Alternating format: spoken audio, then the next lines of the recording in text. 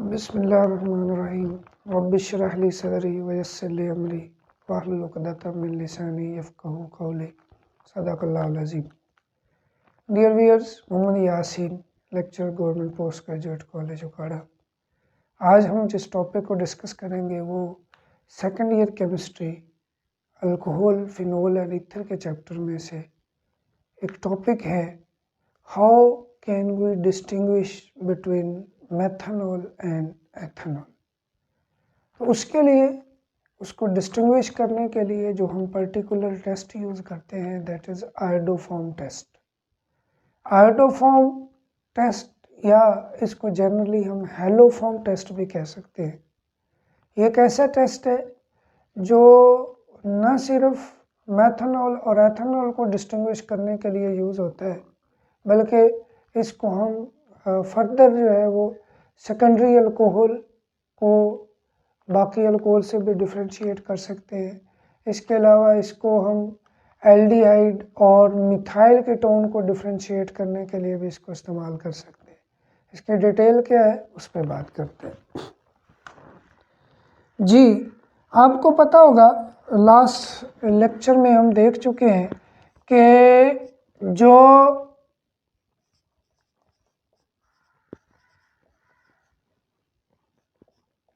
Methanol and ethanol है, ये दो अल्कोहल के फर्स्ट टू मेंबर्स हैं। मेथनॉल जिसका फार्मूला है CH3OH एंड एथनॉल जिसका फार्मूला है C2H5OH। इन दोनों के बारे में हम पढ़ चुके हैं कि जो मेथनॉल होता है ये टॉक्सिक होता है, ये पॉइजन के तौर पर इस्तेमाल कर सकते हैं। टॉक्सिक, जहरीला होता है, इसको ड्रिंक नहीं किया जा सकता, जबकि ये जो है ये ड्रिंकेबल है। तो सपोज कहीं पे कोई ऐसा तरीका अपनाया गया जिससे आप मेथनॉल और एथनॉल, सपोज एथनॉल प्रिपेयर कर रहे थे, लेकिन किसी कंडीशन की वजह से, किसी फैक्टर की वजह से हो सकता है उसमें वो मेथनॉल प्रिपेयर हुआ हो, तो हाउ वी डिस्टिंग्विश। हमारे पास दोनों लिक्विड है, दोनों में एक वो ट्रांसपेरेंट लिक्विड है, एक जैसे तकरीबन लगते हैं, स्मेल तकरीबन मिलती जुलती होगी। एक में CH3OH है, एक में C2H5OH। हमने इनको टेस्ट करना है कि किस में मेथनॉल है, किस में एथनॉल है। इसको टेस्ट करने के लिए हम क्या करेंगे, इसके ऊपर टेस्ट अप्लाई करेंगे, आयोडोफॉर्म टेस्ट। आयोडोफॉर्म टेस्ट क्या है? आयोडोफॉर्म टेस्ट में हम एक तो ये लिक्विड जो होगा सैंपल, ये यूज करेंगे। सैंपल के अंदर हमने आयोडीन को यूज करना है और उसके साथ साथ सोडियम हाइड्रोक्साइड को यूज करेंगे। इनका आपस में रिएक्शन करवाएंगे और उसके रिएक्शन को जब हम ऑब्जर्व करेंगे, उसका क्या चेंजेस आए, क्या रिजल्ट आया, तो वो रिजल्ट हमें बताएगा कि जो हमारा सैंपल है, जो हमने लिया हुआ, चाहे वो मेथनॉल है या एथनॉल है, वो कौन सा है। उस रिजल्ट की बेस पे पता चलेगा। एक्चुअली उसमें होता क्या है, ये जो आयोडीन और सोडियम हाइड्रोक्साइड है, ये आपस में रिएक्ट करते हैं। जब हम इनको आपस में मिलाते हैं तो इनसे सोडियम आयोडेट बनता है, ठीक है। इसके साथ साथ सोडियम आयोडाइड बनता है और साथ में वाटर। ये जो सोडियम आयोडेट साल्ट बना है, ये as a oxidizing agent use होता है और इस सैंपल के अंदर मेथनॉल या एथनॉल के साथ वो रिएक्ट करके वो फर्दर एल्डिहाइड बनाता है और फर्दर जो है वो उससे फिर आयोडोफॉर्म बनता है। कैसे ये रिएक्शन होता है? सपोज करते हैं कि हम C2H5OH एथेनॉल वाला सैंपल ये लेते हैं, इसको जब हम आयोडीन के साथ रिएक्ट करवाते हैं in the presence of sodium hydroxide, तो इससे जो प्रोडक्ट बनते हैं, एक तो बनता है CH3, ये है आयोडोफॉर्म। आयोडोफॉर्म है और इसको हम ऑब्जर्व भी कर सकते हैं। ऑब्जर्व कैसे कर सकते हैं कि इसकी येलो प्रेसिपिटेट बनेगी, फुटकियां से इसके अंदर बन जाएंगी, येलोइश सा सॉल्यूशन हो जाएगा। जब ये बन जाए तो इसका मतलब ये हुआ कि वो एथेनॉल है, बिकॉज एथेनॉल इनके साथ रिएक्ट करके ये मेन हमारा ये प्रोडक्ट बनाता है। उसके साथ साथ कुछ बाई प्रोडक्ट में चीज़ें बनती हैं, सोडियम का साल्ट बनता है, साथ सोडियम आयोडाइड वही जो ऊपर बना था, और साथ में वाटर। अगर आप इसको बैलेंस करें तो ये कुछ इस तरह से बैलेंस होंगे।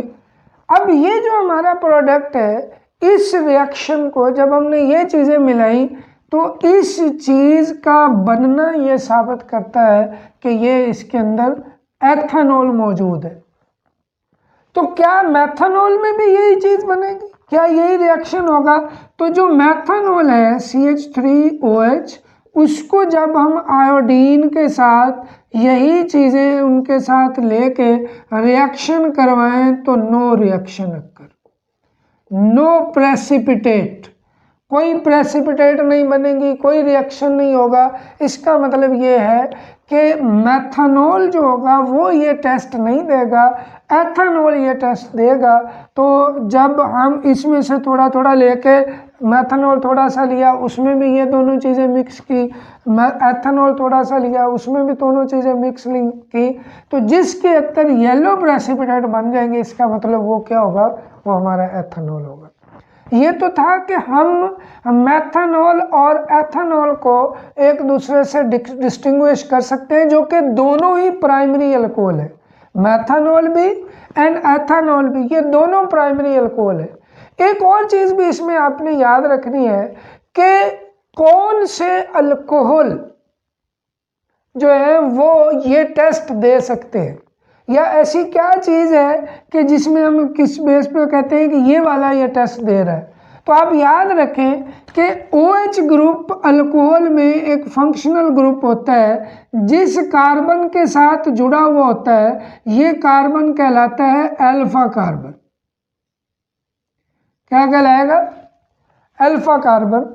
और इस कार्बन के साथ कम से कम एक साइड पे एक कार्बन लगा होना चाहिए। मसलन ये CH3 है, ये अगर आप लगा लेते हैं तो ये CH3 CH2OH बन जाएगा, यही चीज़ बन जाएगी। ये अल्कोहल है, प्राइमरी अल्कोहल, और ये टेस्ट देगा।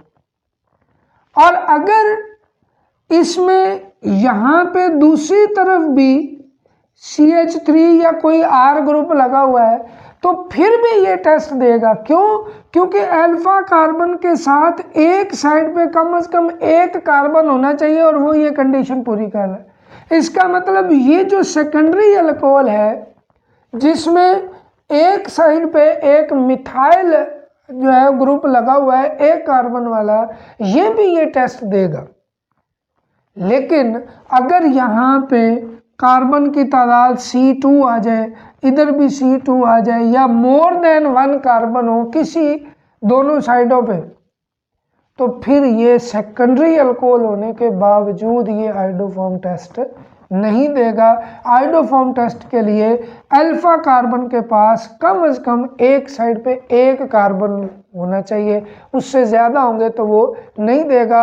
यही चीज़ हम आगे एल्डिहाइड कीटोन में भी देखेंगे कि वो भी जो है वो आयोडोफॉर्म टेस्ट देते हैं। कैसे देते हैं उनकी डिटेल वहाँ पे देखेंगे।